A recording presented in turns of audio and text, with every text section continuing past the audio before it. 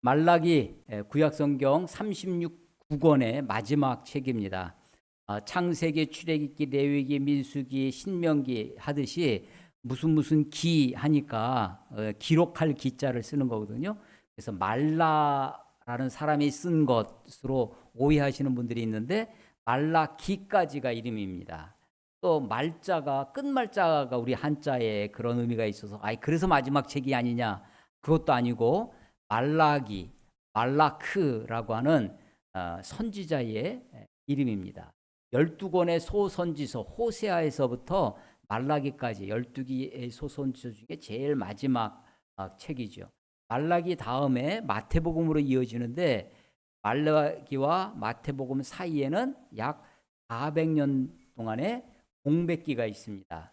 신구약 중간기라고도 하고 말씀이 없는 시기, 그래서 침묵기라고도 하고, 침묵, 말씀이 없으니까, 빛 대신 말씀이 없으니까 암흑기라고도 하는 400년의 세월이 있는 것입니다. 말라기, 말라크라고 하는 이 단어는 그 뜻이 나의 사자라는 뜻입니다. 나의 사자가 라이언, 어흥하는 그 사자가 아니고 사자, 메신저, 심부름꾼 이런 뜻입니다. 나의 심부름꾼, 나의 사자, 나의 대변인, 나의 사자, 그런 것입니다.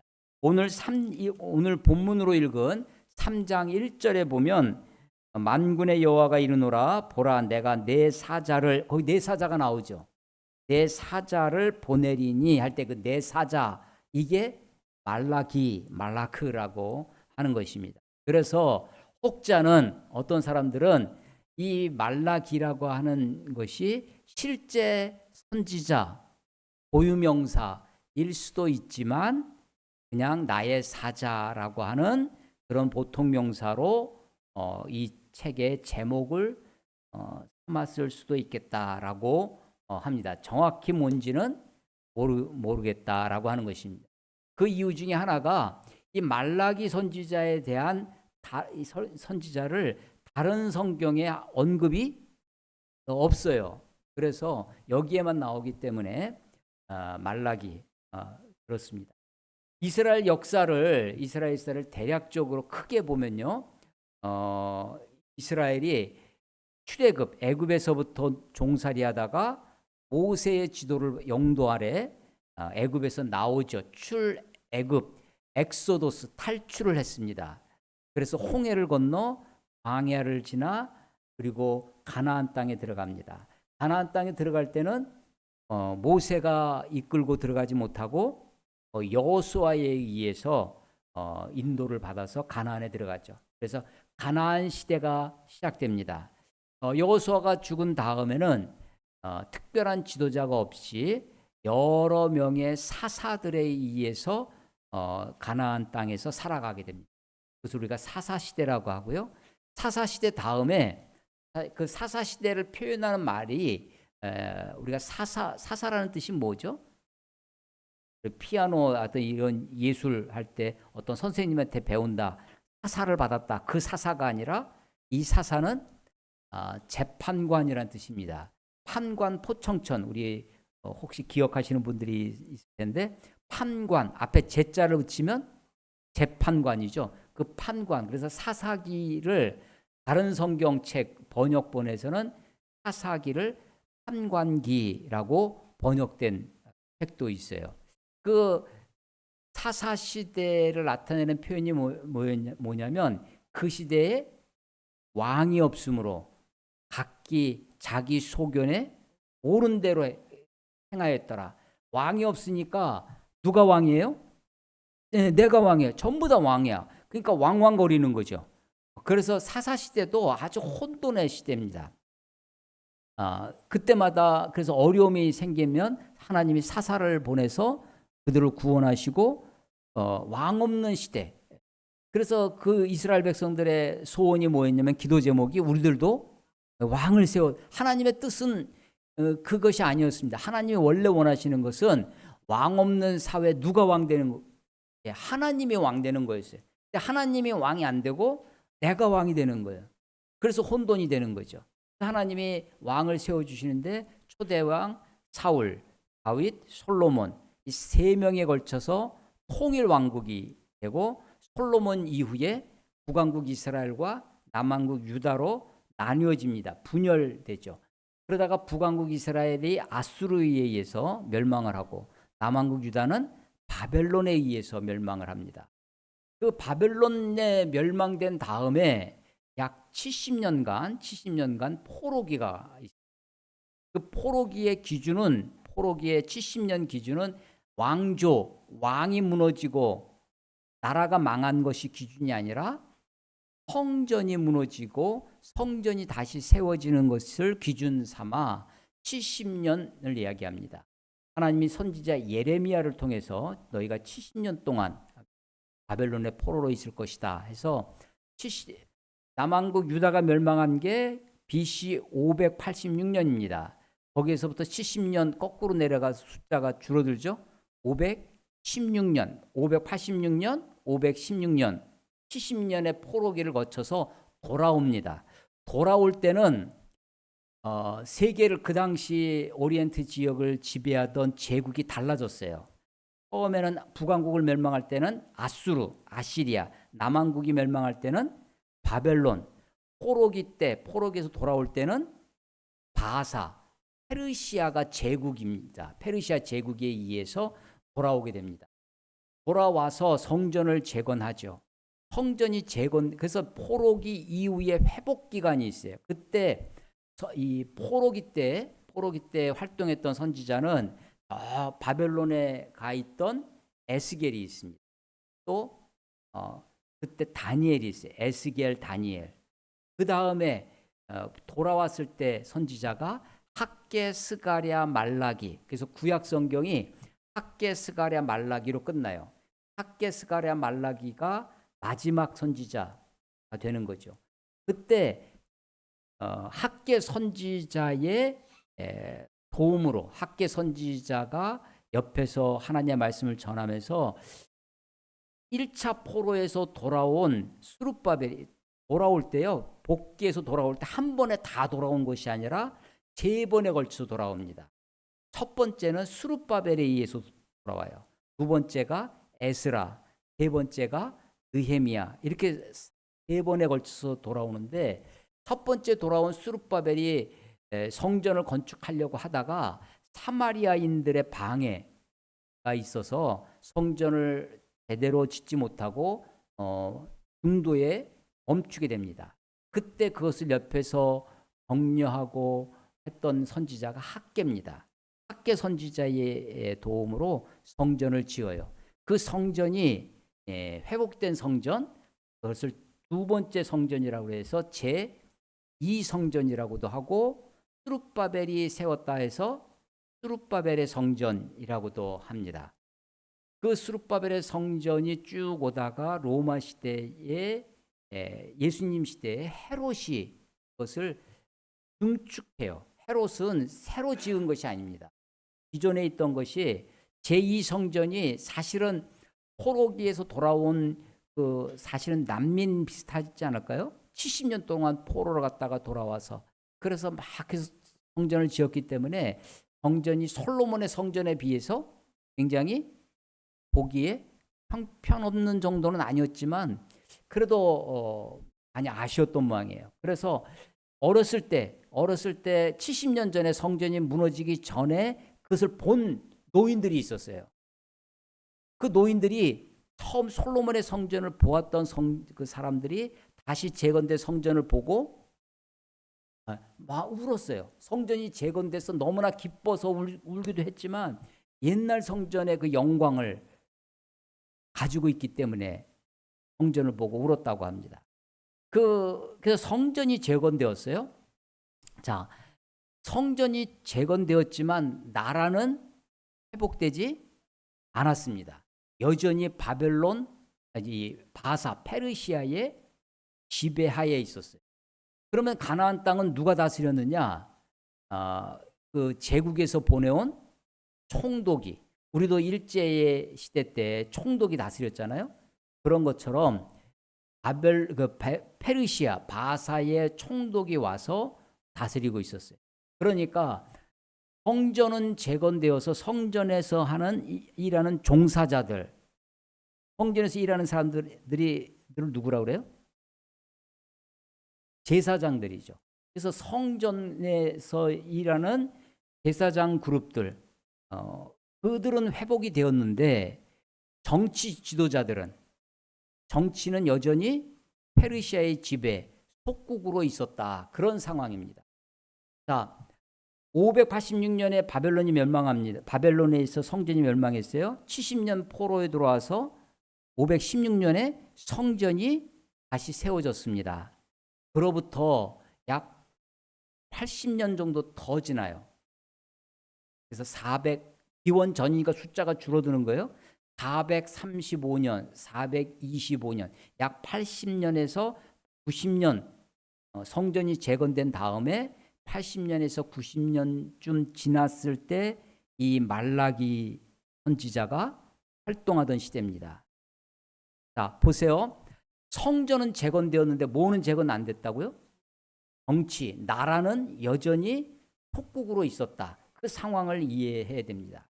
자, 포로로 돌아올 때, 바벨론에서 포로로 돌아올 때 이스라엘 사람들이 다 돌아온 게 아니라 이스라엘 12지파 중에 북왕국 10지파는 아수르에 의해서 포로로 잡혀갔고 남왕국 유다는 바벨론에 의해서 끌려갑니다.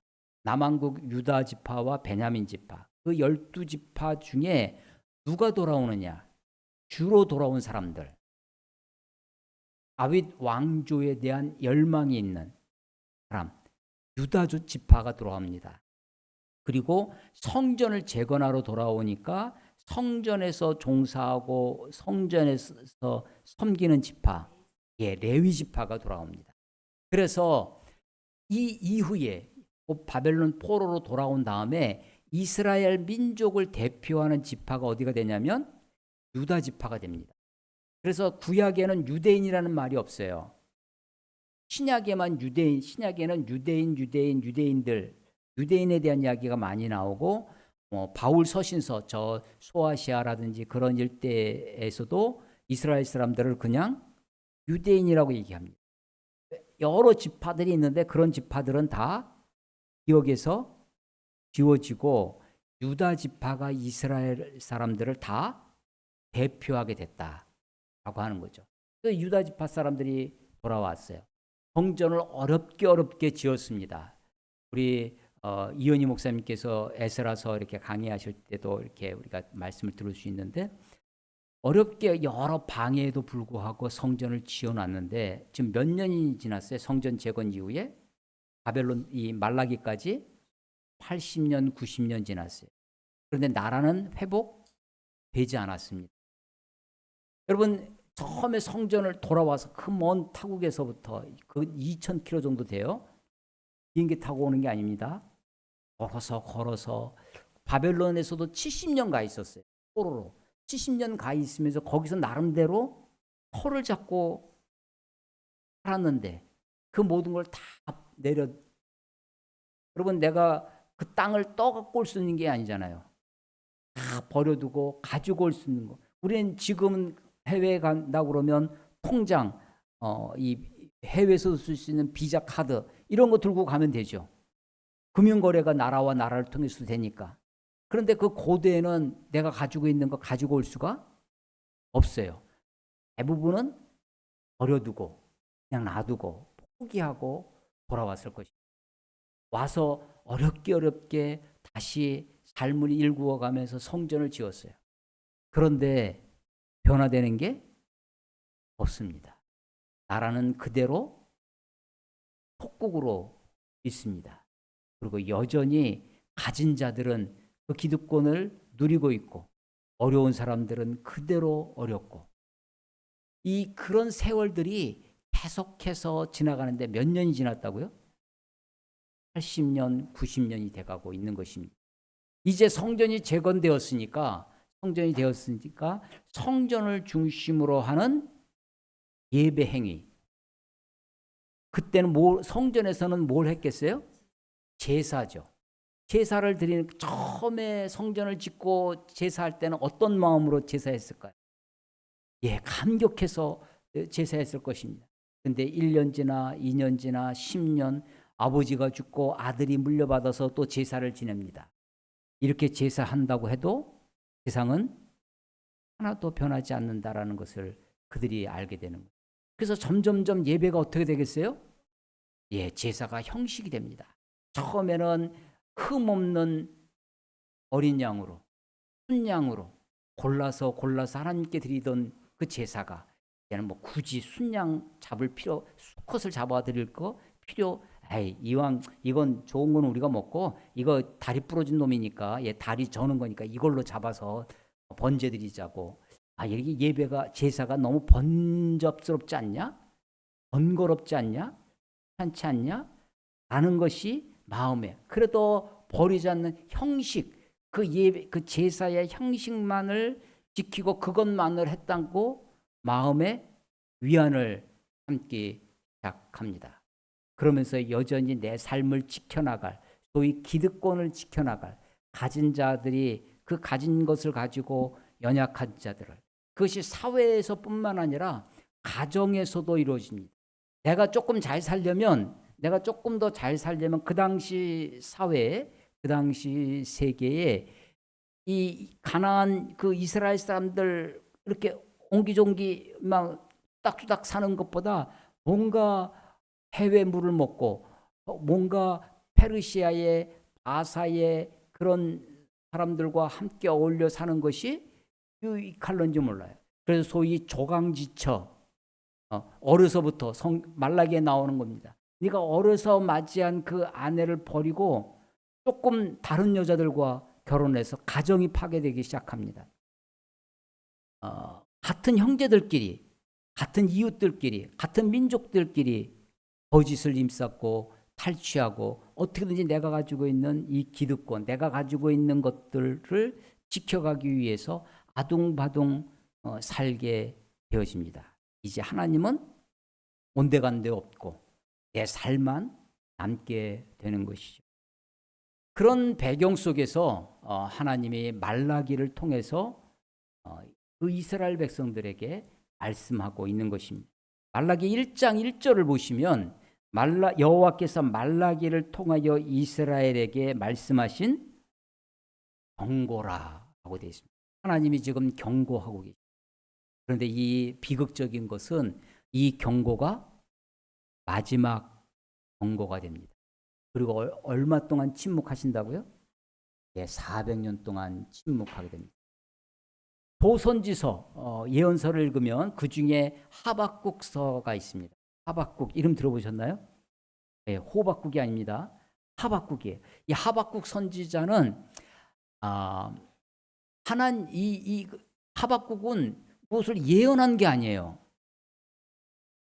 하박국은 하나님께 따지고 있어요. 하박국서를 읽어보면 하박국이 선지자가 하나님 앞에, 하나님 언제까지 지금 우리를 이렇게 내버려 두실 겁니까? 하나님 우리가 어느 때까지 어찌하여 왜? 아니 우리가 잘못한 건 알겠어요. 우리가 죄인인 건 알겠어. 근데 우리보다 더 쟤들은 더 악하고 더 죄인인데 쟤네들을 통해서 우리들을 치시다니. 그래서 하박국서에는 처음부터요.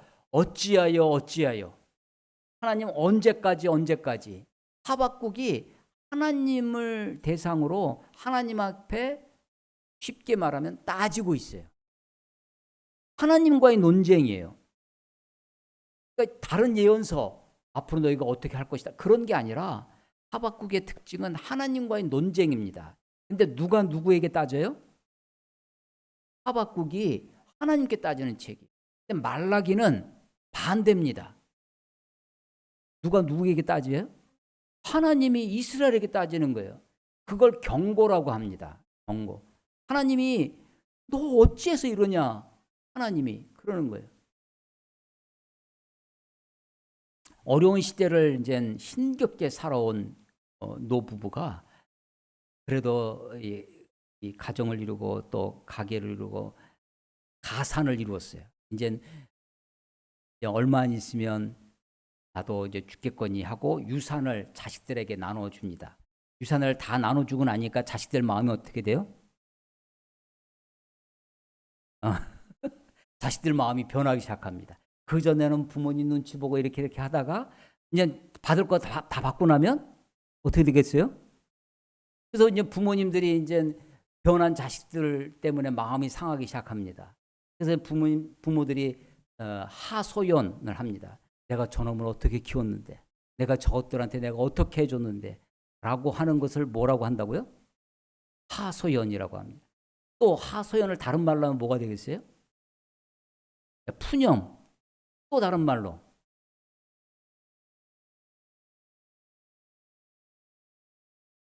한 말. 하소연하기도 하고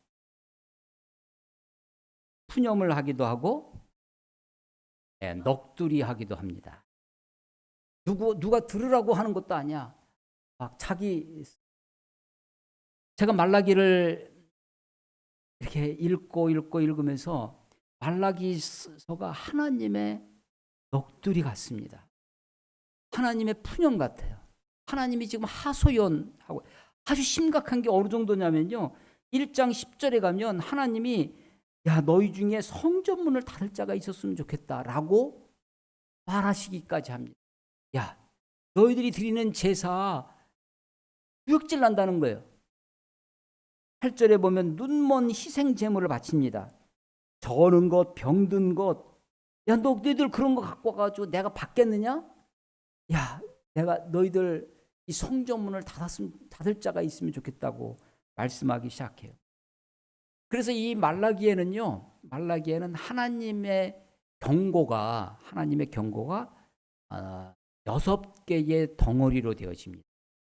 그것을 6개의 논쟁이라고 해요. 하나님의 논쟁이 6덩어리로 되어져요.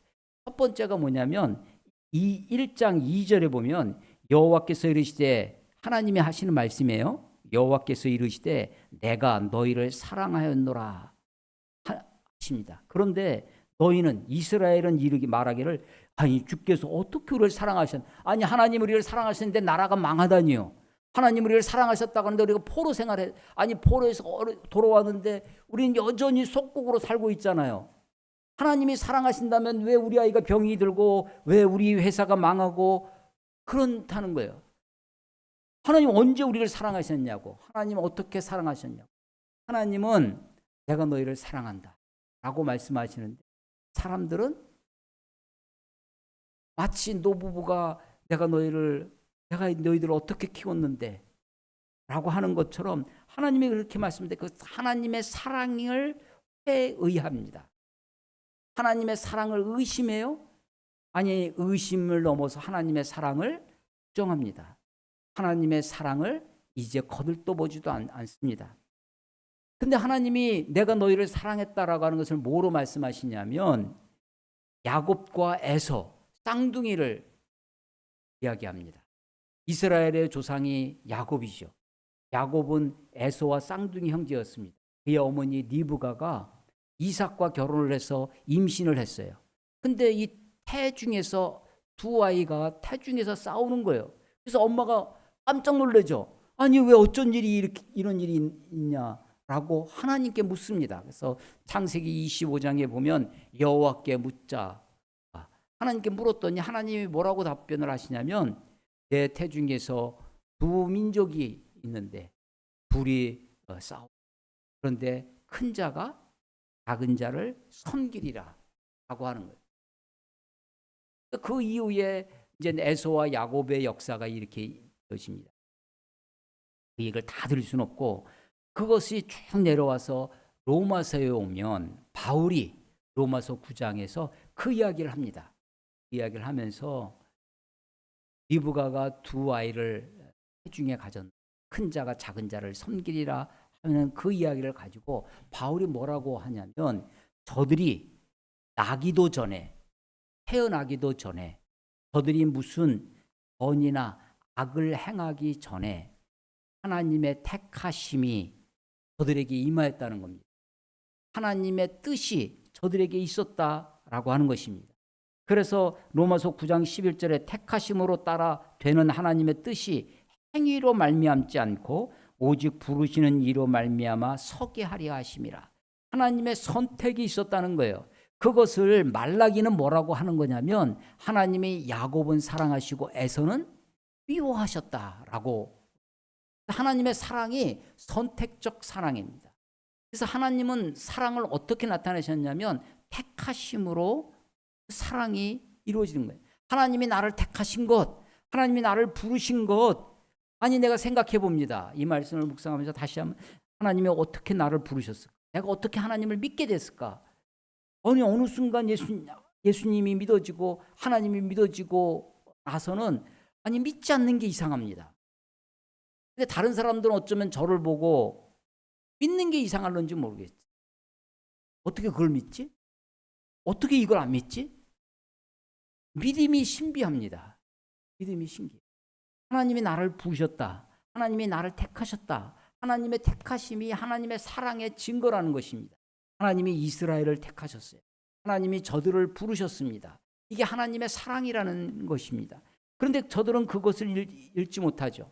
그런데 1장 5절에 보면 너희는 눈으로 보고 이르기를 여호와께서는 이스라엘 지경 밖에서도 크시다 하리라. 하나님이 이스라엘을 택하셨다. 야곱을 택하셨다. 그 족속을 택하셨다고 하는 것이 그들만 고기만 사랑하시고 선택하셨다는 것이 아니라 그들을 도구로 그들을 수단으로 온 인류를 구원하시기 위한 하나님의 섭리였다는 것을 우리는 이스라엘 역사를 통해서 성경을 통해서 배우게 됩니다. 그래서 이스라엘 지경 그 밖에서도 하나님은 크신 하나님, 그것을 그들이 깨달은 게 무엇이냐면 그 바벨론 그발강 거기에 포로로 끌려와서야 비로소 깨닫습니다. 다니엘이, 에스겔이, 느헤미야가, 에스더가 그 포로로 끌려가서도 하나님은 여전히 우리의 하나님이시다. 하나님은 이스라엘의 하나님이 아니라 온 인류의 만왕의 왕이시다. 만군의 하나님이시다. 그래서 이 말라기서에 계속해서 반복되어지는 하나님의 호칭이 뭐냐면 만군의 여호와, 만군의 여호와라는 것입니다. 그래서 그것을 이스라엘 지경 밖 하나님의 선택이 이스라엘만, 소위 우리가 사회 시간에 배우는 국수주의, 그런 혈통적 이스라엘만 구원하시기 위한 하나님의 편협한 사랑이 아니라 하나님이 온 인류를 구원하시기 위한 하나님의 그런 지혜였다, 섭리였다라는 것을 아는 거죠. 그런데 1장 6절에 가면 아주 희한한 성경 모순의 말이 있습니다. 마치 이 말은 뜨거운 아이스 아메리카노와 같습니다. 내 이름을 멸시하는 제사장들아. 제사장은 어떤 사람들이에요? 하나님을 섬기는 사람들입니다. 가장 하나님을 높여야 할 사람들이에요. 그런데 하나님의 이름을 멸시하는 제사장들아. 하나님이 그렇게 부르시는 거예요. 언젠가 이제 어느 목사님 설교를 듣는데 그러시는 거예요. 저도 가끔 성도분들에게 물어본, 하나님을 가장 우습게 여기는 사람이 누굴 것 같냐? 이게 이상하게 목사 가까운 사모들이 이 어떤 의식이나 이런 것들을 가볍게 여기기가 쉽다라고 하는 거예요. 이 멸시하는 제사장들아. 그래서 왜 이렇게 되느냐? 익숙함의 위기가 있어요. 신앙이 익숙해지면 우리의 삶이, 그래서 처음에 만나서 선보고 데이트할 때는 참 예의 있게 하고 하는데 익숙해지고 하면, 결혼하고 나면 가장 함부로 하는 게 자기 아내, 자기 남편, 내가 회사에서 만나는, 영업하면서 만나는 사람들처럼 내가 아내한테 대한다면, 내가 정말 이 고객한테 대하듯 우리 자녀들한테, 자식한테 대한다면. 근데 그 익숙함, 이게 하나님을 멸시하고 하나님을 경외하지 않고 두려움이 없어요. 하나님께 대한 두려움이 없는 것입니다. 그 모습을 지금 계속 말씀하고 있는 것입니다. 그래서 아까 말씀드린 것처럼 성전문을 닫을 자가 있었으면 좋겠다라고 말하기까지 하는 것입니다. 1장 13절에 가면 만군의 여호와가 이르노라 너희가 또 말하기를 이 일이 얼마나 번거로운고. 야, 꼭 굳이 그렇게 해야 되냐? 그렇게까지 할 필요 있어? 귀찮은 일이 된다는 것입니다. 번패스럽다고도 합니다. 아니 이건 좀 짐스러운데 라고 이야기를 합니다. 그러면서 코웃음칩니다. 훔친 물건과 저는 것, 병든 것을 가지고 하나님께 예배하기, 제사드리기 시작합니다. 14절, 짐승 떼 가운데 수컷이 있어요. 수컷이 있는데도 굳이 수컷으로 드릴 필요가 없다고 합니다. 그 서운한 일에 흠 있는 것으로 속여서 이게 깨끗한 거야. 사실은 병들고 절고 하는 것인데 그걸 속여서 제사를 드립니다. 그런 자들에게 하나님이 저주가 있겠다고 그렇게 경고하시는 것입니다. 그렇다고 해서 하나님이 이 제사장들을 완전히 포기하신 것은 아닙니다.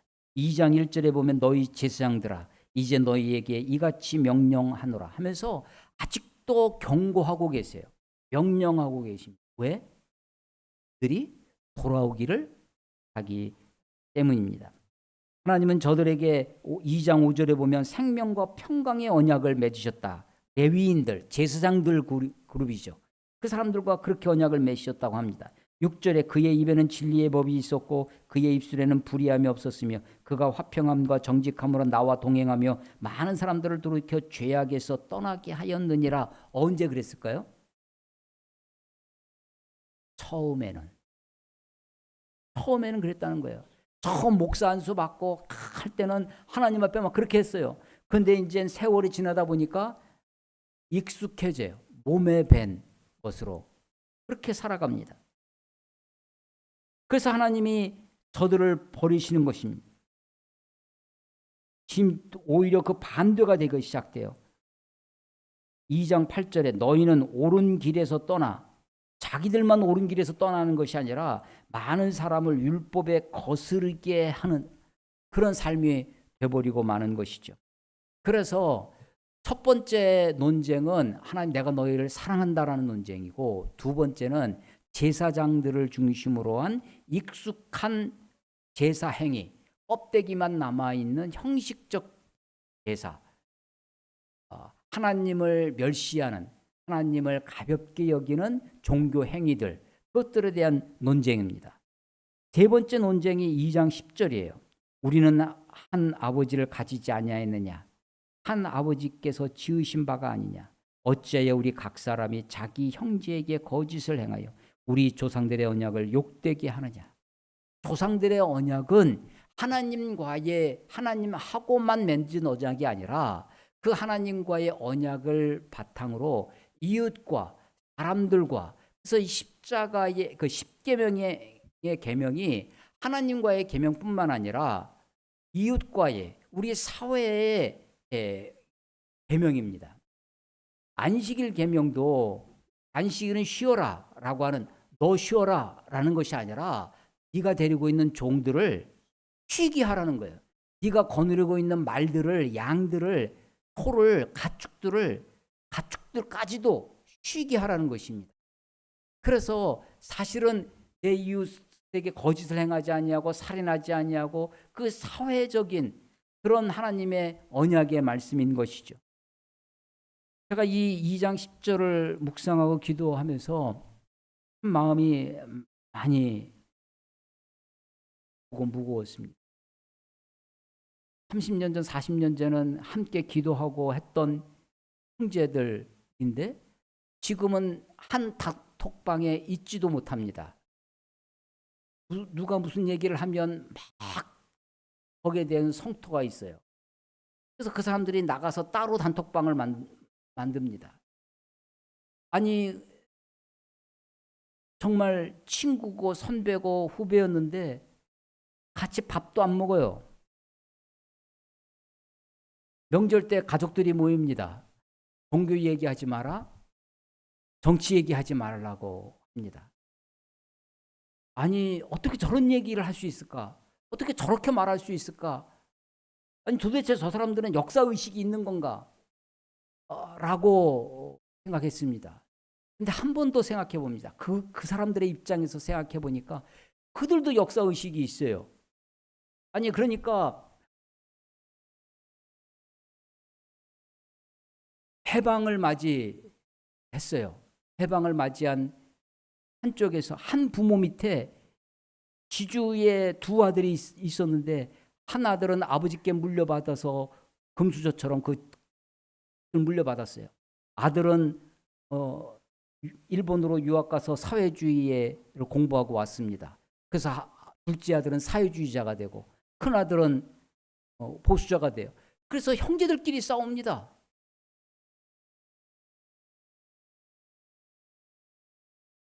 좌익은 좌익대로 이 보수 세력에서 우익들에 의해서 짓밟혀서 몰살을 당해요. 우익은 우익대로 소위 빨갱이라고 하는 사람들에 의해서 죽임을 당합니다. 그게 우리의 역사 속에 다 있어요. 그래서 북한에서 내려온 해방 이후에 북한에서 내려온 사람들이 소위 북한의 토지가 국유화되고 사회주의화 돼가면서 땅을 빼앗겼어요. 그래서 그 사람들이 남한으로 많이 내려와서 단체를 만듭니다. 그 사람들은 공산주의에 대한 아주 그냥 처절한 복수심에 들끓어요. 그들이 서북청년단이라는 것을 만듭니다. 그들이 4.3에서 이 제주도에서 좌익 폭동이 일어났다고 하니까 그 불 붙는 걸 가지고 제주도에 가가지고 양민들을 학살합니다.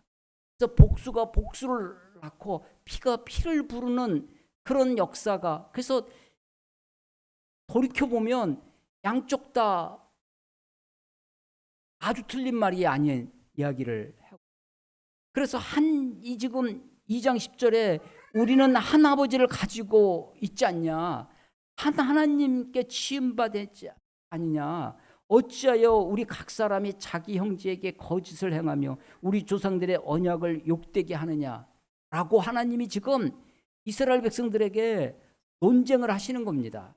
하나님이 저들에게 정말 간절히, 야, 너희들 한 백성 아니냐? 그런데 서로 속이고 서로 죽이고 서로 사람을 학대하고 내쫓고 한다는 거예요.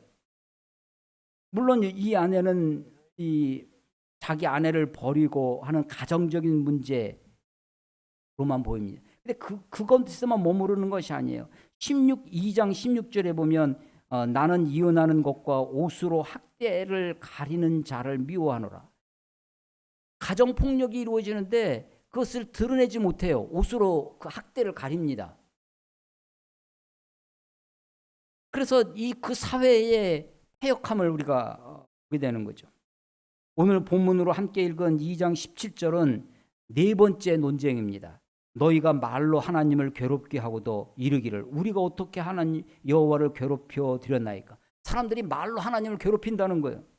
말로 하나님을 괴롭히는 것은 3장 13절에도 나옵니다. 여호와가 이르노니, 이건 6번째 논쟁인데, 너희가 악한 말로 나를 대적하고도 이르기를 우리가 무슨 말로 주를 대적했나이까. 어떤 말이냐? 3장 14절. 이는 너희가 말하기를 하나님을 섬기는 것이 헛되니. 야, 너 그렇게 해봐야 다 헛된 거야. 뭐가 유익한 게 있냐? 제가 어렸을 때 중학교 1학년 때부터 교회를 아주 열심히 다녔습니다. 그때 우리 어머님이 하시는 말씀 중에 하나가, 또 교회 가면 밥이 나오냐 떡이 나오냐 하는 거지. 무슨 유익이 있느냐? 너 지금 학교 다니면서 공부해야 될 놈이 주일날 하루 종일 아침 8시부터 저녁 8시 9시 그땐 저녁 예배가 있었어요. 저녁 예배까지 주일학교 보조교사부터 해서 성가대 할 건 다 합니다.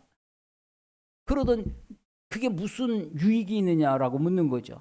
하나님을 근데 해봤더니 성전도 재건됐지만 나라는 여전히 속국으로 있어요. 너 섬기는 것이 무슨 유익이 있느냐? 다 헛것이다 얘기를 합니다.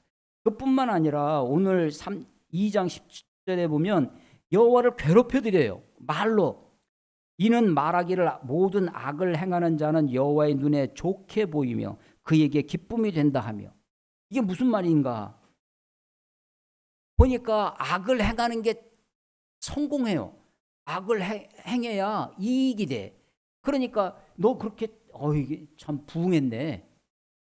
이거 참 성공했네. 아, 이건 하나님이 축복해 주신 거야. 하나님이 잘되게 해주신 거야. 하나님이 기뻐하시는 거야. 악을 행하는 것이 하나님의 보시기에 눈에 좋게 보인다. 그래서 사람들이 그러는 거죠. 하나님 정의가 어디 있냐는 거예요. 정의의 하나님이 어디 계시냐라고 사람들이 떠들기 시작합니다. 이게 하나님을 어떻게 하는 거예요? 괴롭히는 거라는 거예요. 하나님을 괴롭히는, 하나님이 그걸 지켜보고 계시는 거죠. 하나님이 저들을 위해 향해서 하나님이 하시는 것, 심판의 주로 오시는 것입니다. 그런데 하나님이 심판하실 때 그냥 무대뽀로 심판하시는 것이 아니라 하나님이 저들에게 돌이킬 기회를 주십니다. 그래서 3장 1절에 보면 사자를 보내신다는 거예요. 그 길을 예비케 하신다는 것입니다. 이것은 이사야 40장 3절에 있는 것처럼 외치는 자의 소리로, 광야에 외치는 자의 소리, 예수님이 오시기 전에 침례 요한의 삶을 이야기합니다. 높아진 산은, 교만에서 높아진 것은 깎고 움푹 패여서 고통과 서러움과 아픔으로 피폐인 것은 그 골짜기는 메꾸고 해서 그 길을 평탄하게 한다는 것입니다. 어쩌면 우리의 삶도 마찬가지죠. 온갖 왜곡된 진리, 왜곡된 진실, 거짓된 가치관으로 내 교만한 마음, 조금 성공하면 교만해집니다. 조금 어렵고 힘들어지면 하나님이 어디 계시냐 하면서 깊은 수렁에 빠져서 있습니다. 그 길을 평탄케 한다는 것입니다. 그래서 그가 임하세요. 3장 1절에 보면 주가 갑자기 주의 성전에 임하시리니, 주의 성전에 임하십니다. 곧 너희가 사모하는 바 언약의 사자가 임하실 것이다. 그 성전을 지금 스룹바벨이 지어놨습니다. 그런데 거기서 지금 온갖 껍데기 같은 제사를 드리고 있어요. 그런데 하나님이 성전에 임하시겠다고 합니다. 그 성전은 물론 스룹바벨의 그 성전, 그 건물, 돌로 지은 것, 그것만을 이야기하는 것이 아니라 거기에서 우리가 참된 신앙을 배워야 되는데, 참된 예배를 배워야 되는데, 그러지 못한 우리 심령 속에 하나님이 성전을 지으시는 것이죠. 온갖 허물로 가득 찬 우리들에게 주님이 임하십니다. 그런데 하나님이 임하시면요, 3장 2절에 그가 임하시는 날을 누가 당하며 그가 나타나실 때 누가 능히 서리요. 하나님의 임하심은요, 심판으로 임하십니다. 3장 5절 내가 심판하러 너희에게 임할 것이라. 선지자들의 주된 주제 중에 하나가 여호와의 날입니다. 하나님의 날이에요. 우리 지난번에 아모스서를 읽을 때도 하나님 화 있을진저, 누구가 화 있냐면 여호와의 날을 사모하는 자들에게 하나님의 화가, 하나님의 저주가 있다는 거예요. 왜? 그들은 하나님의 날을 축제의 날로만 합니다. 하나님의 날을 그렇게만 알아요. 그런데 선지자들은 메시지가 뭐였냐면 그날은 심판의 날이다. 그날은 너희가 망하는 날이야. 너희가 죽는 날이다 라고 하는 것입니다. 이것은 말라기서에서도 동일합니다. 말라기서의 3장 16절에 그때 여호와를 경외하는 자들, 또 3장 18절에 내가 그때 너희가 돌아와서 의인과 악인을 분별하고 하나님을 섬기는 자와 섬기지 않는 자를 분별하리라. 4장 1절에 용광로 불같은 날 다 태워버린다는 것입니다. 하나님의 임하심은 그렇습니다. 하나님의 날은 심판의 날이 될 것입니다. 그때 하나님이 우리들에게 소망을 주시기 위하여, 그때 우리를 구원하시기 위해 미리 하나님이 경고하고 계십니다. 하나님의 날은 그 심판, 우리의 일상의 삶 속에 한 아버지를 섬기면서도, 한 하나님을 섬기면서도 이웃에게 거짓을 행하는, 악을 행하는 우리들의 삶을 이야기합니다. 3장 5절에 보면 내가 심판으로 너희에게 임할 것이라. 점치는 자들에게. 오늘날 우리 한국에서 이게 얼마나 지금 화두가 되고 있습니다. 점치는 자들에게와 간음하는 자들에게와 거짓 맹세하는 자에게와 꿈꾼의 삭세에 대하여 억울하게 하며 과부와 고아를 압제하며 나그네를 억울하게 하며 나를 경외하지 않냐는 자들에게 속히 증언하리라. 하나님이 뭘 증언한다는 거냐면 저들의 악함을 증언한다는 거예요. 저들의 악이 드러나도록. 그래서 악이 더 악해져서 악이 드러나도록 하시는 거예요. 그래서 하나님이 그 악을 심판하신다는 것입니다. 말세가 되면, 마지막 때가 되면 악이 더욱 악이 될 것입니다. 악이 드러날 것입니다. 거짓됨이 드러날 것입니다. 하나님이 그것들을 증언해서 저들을 심판하신다고 하는 것입니다.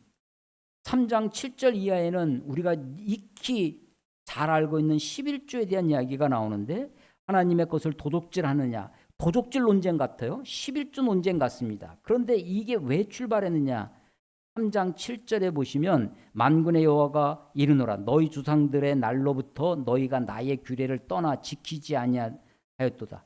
그런즉 내게로 돌아오라. 그리하면 나도 너에게로 돌아가리라. 돌아오라는 거예요. 돌아오라는 얘기는 떠나갔다는 거죠.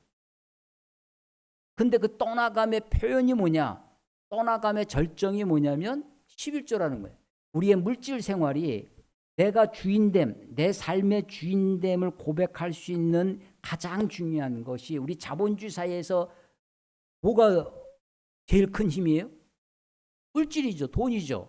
또 시간입니다. 내가 주의를 지켜서 하나님 앞에 나와 예배를 내 시간을 구별하는 것. 내가 내게 허락하신 물질의 하나님의 주되심을 고백하는 것. 그게 하나님을 떠났다는 거예요. 오늘날 얼마나 많은 사람들이 하나님을 떠나서 가나안 족속으로 가나안 성도라는 이름으로 살아가는지 모릅니다. 하나님이 돌아오는 그건 그 생활은 그 삶 물론 이유는 다 알 수도 있어요. 정말 이해가 되기도 합니다. 나 같아도 떠나고 싶다.